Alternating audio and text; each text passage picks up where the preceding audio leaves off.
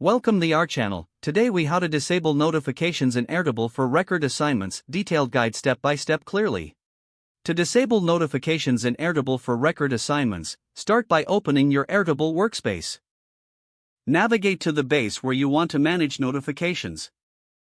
Click on the Views drop-down menu on the left side of the screen.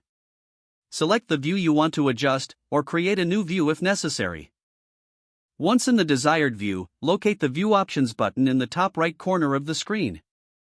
Click on View Options to open a new menu. From this menu, select Notifications to access notification settings for this view. In the notification settings, you will see options related to record assignments. Look for the setting that specifically mentions notifications for record assignments. Toggle this setting to disable notifications for assigned records. You may also want to check for any personal notification settings in your profile. To do this, click on your profile icon in the top right corner of the screen. Select Account from the drop-down menu to access your account settings. Scroll to the Notification Preferences section in your account settings. Here, you can disable additional notifications as needed. Once you've made your changes, make sure to save any updates.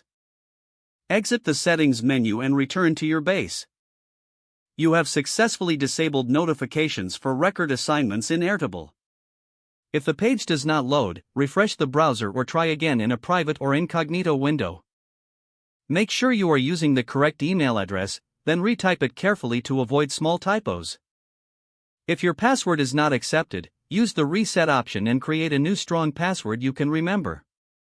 Check your spam folder for verification or security emails, then complete any requested confirmation steps. Enable two-factor authentication if available to improve account security and reduce unauthorized access risk. After signing in, review your profile details so your contact information and settings are accurate and current.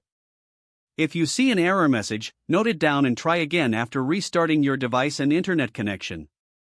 Log out when you finish, especially on shared devices, to keep your account and payment information secure. If the page does not load, refresh the browser or try again in a private or incognito window. Make sure you are using the correct email address, then retype it carefully to avoid small typos. Don't forget to like this video and subscribe to our channel for more step-by-step tech guides.